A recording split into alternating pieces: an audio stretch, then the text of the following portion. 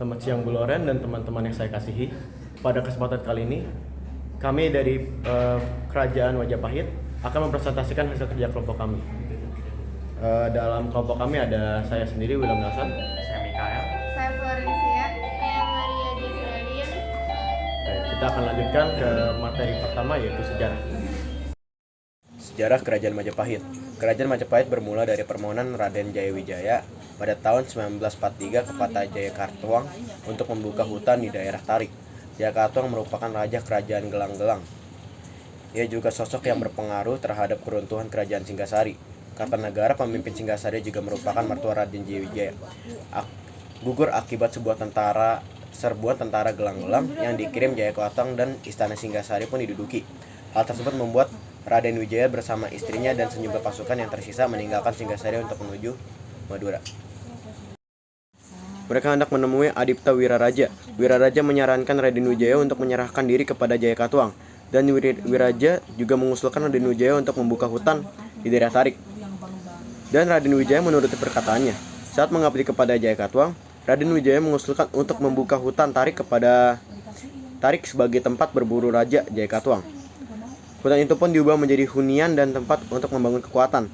Tempat itu pun dinamakan Majapahit atau Wilwatikta. Asal-usul penamaan Majapahit adalah saat pekerja mulai membuka hutan Tarik, banyak ditemukan buah maja, ya seperti wat, dan saat dimakan terasa pahit, tikta. Jadi Wilwatikta. Raden Wijaya dan Wiraraja akhirnya mampu membangun kekuatan untuk menyerbu Jayakartuang, dan saat itu mereka mendengar kabar kedatangan tentara Tartar dan Mongol. Saat itu tentara Tartar ingin menyerang Raja Kartanegara. Raden Wijaya dan Wiraraja mengajak bekerja saat pasukan Tartar. Gabungan pasukan itu pun berhasil menjatuhkan Jayakartuang. Kerajaan Gelang-Gelang pun runtuh. Raden Wijaya mengambil alih kekuasaan dan memimpin wilayah Jawa dan Majapahit. Dan sebelum diangkat menjadi raja, Wijaya terlebih dulu mengusir pasukan Tartar.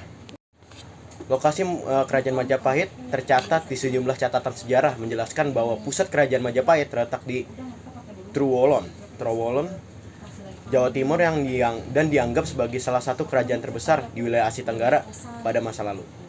Dan di sini juga ada tertera peta dari pusat kerajaan Majapahit. Lanjut ke materi selanjutnya. Raja-raja yang pernah memimpin kerajaan Majapahit. Yang pertama, Raden Wijaya atau Kertarajasa Jayawardana yang memimpin dari tahun 1293 hingga 1309. Yang kedua, Kalagemet atau Srijaya Negara yang memimpin dari tahun 1309 hingga 1328. Yang ketiga, Sri Gitarja atau Tribuana Wijaya Tunggadewi yang memimpin dari tahun 1328 hingga 1350. Yang keempat, Hayam Wuruk atau Sri Rajasa Negara yang memimpin dari tahun 1350 hingga 1389. Yang kelima, Wikrama Wardana yang memimpin dari tahun 1389 hingga 1429. Yang keenam, Ratu Suhita atau Dyah Ayu Kencana Wungu yang memimpin dari tahun 1429 hingga 1447. Yang ketujuh, Kertawijaya yang memimpin dari tahun 1447 hingga 1451.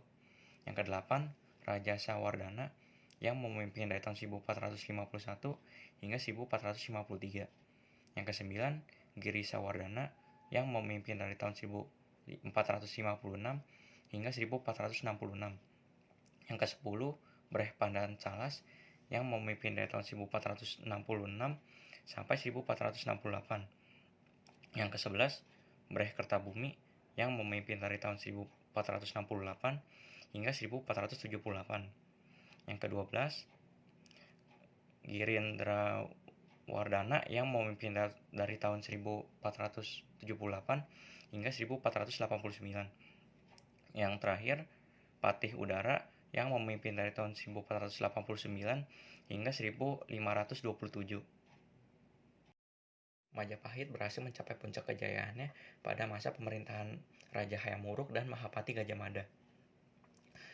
Raja Hayam Wuruk memerintahkan kerajaan dengan teratur dan cermat. Masa kejayaan Majapahit berhasil menaklukkan pemberontak dan menyatukan Nusantara. Mahapati Gajah Mada mencetuskan Sumpah Palapa yang berarti menaklukkan Nusantara di bawah Majapahit. Wilayah-wilayah yang berhasil ditaklukkan Majapahit yaitu Sumatera, Kalimantan, Semenanjung Malaya, Sulawesi, Papua, Nusa Tenggara, Maluku, dan beberapa daerah di sekitarnya. Masa kejayaannya juga tidak terlepas dari pimpinan armada laut mereka yaitu Empu Nala. Dengan strategi dan prajurit yang mendukung, dia berhasil menstabilkan keadaan dan memperluas wilayah Majapahit. Situasi politik di Kerajaan Majapahit mencerminkan adanya kekuasaan yang bersifat teritorial dan disentralisasikan dengan adanya birokrasi yang terperinci. Raja memegang otoritas politik tertinggi dan menduduki puncak hierarki kerajaan. Masa pemerintahan raja dibantu oleh penjabat birokrasi. Situasi ekonomi di Kerajaan Majapahit ditopang oleh sektor pertanian dan perdagangan, yang berarti Kerajaan Majapahit merupakan kerajaan agraris dan maritim.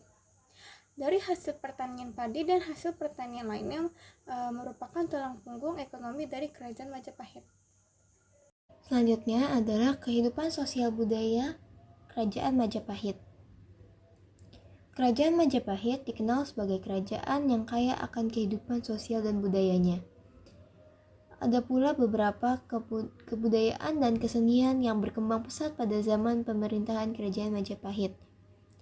Contohnya adalah seni ukir dan seni arsitektur. Hal tersebut dibuktikan dengan bangunan Kerajaan Majapahit yang sangat indah. Ada pula suku-suku yang berada di bawah pemerintahan Kerajaan Majapahit. Suku-suku tersebut hidup saling berinteraksi dan saling berdampingan.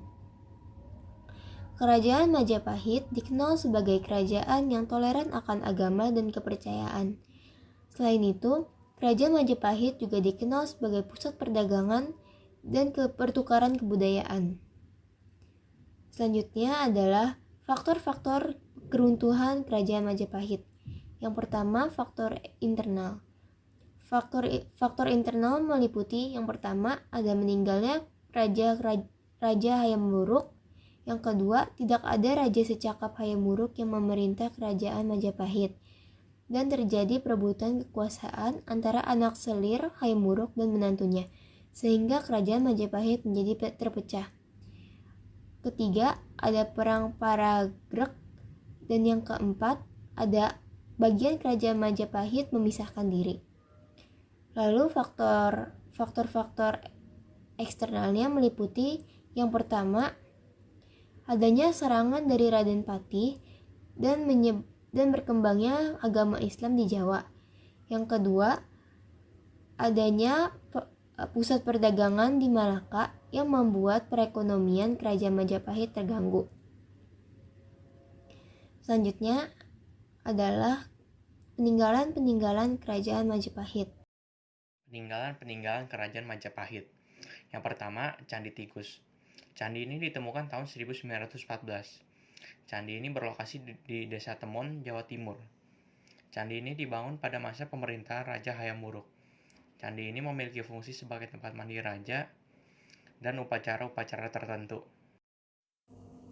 Candi Penataran dibuat pada tahun 1994, berlokasi di Desa Penataran, Jawa Timur. Peninggalannya itu peninggalan Kerajaan Majapahit Prestasi Palah. Fungsinya sebagai tempat ritual keagamaan. Candi Jabung dibuat pada tahun 1354 Masehi yang berlokasi di Desa Jabung, Jawa Timur. Peninggalannya Candi Hindu Kerajaan Majapahit. Berfungsi sebagai tempat pendahmaan istri Bahra Gundal, seorang penguasa lokal, dan masih termasuk dalam kerajaan Raja Hayam Wuruk. Candi Bajang Ratu yang terletak di Desa Temon, Kecamatan Trowolun, Kabupaten Mojokerto, Jawa Timur, adalah gapura peninggalan Kerajaan Majapahit yang dibangun pada abad ke-14. Awalnya digunakan sebagai pintu belakang kerajaan. Candi ini kemudian diubah menjadi bangunan suci untuk memperingati kematian Raja Jayanegara yang konon kembali ke dunia Wisnu setelah wafatnya. Candi Suku merupakan peninggalan kerajaan Majapahit yang bercorak agama Hindu. Candi ini secara administrasi terletak di wilayah Desa Barjo, Kecamatan Nargayoso, Kabupaten Karanganyar, Jawa Tengah. Candi Suku terdiri dari 3 teras dan 5 panel. Candi ini pertama kali ditemukan pada tahun 1815 oleh Johnson. Pada teras pertama Candi Suku ini terdapat angka tahun yang bertuliskan 1437 Masehi. Angka tahun ini dianggap sebagai angka tahun pembuatan candi ini. Selanjutnya, Kitab Nagara Kertagama. Kitab ini ditulis pada tahun 1365 oleh Empu Prapanca. Kitab ini memiliki fungsi untuk menambah keanggunan serta kejayaan raja dan kerajaan. Selanjutnya adalah Kitab Sutasoma. Kitab Sutasoma diperkirakan ditulis pada tahun 1365 sampai 1369. Penulisnya ialah seorang yang bernama Empu Tantular. Kitab Sutasoma menceritakan mengenai kehidupan beragama di kerajaan Majapahit. Fungsinya ialah untuk menceritakan kisah hidup seorang yang bernama Sutasoma, di mana ia merupakan anak dari raja yang memilih untuk keluar dari kerajaan untuk menjadi seorang pendeta Buddha. Itu saja presentasi dari kami. Maaf bila ada salah kata atau salah penyebutan yang kami sebutkan. Terima kasih.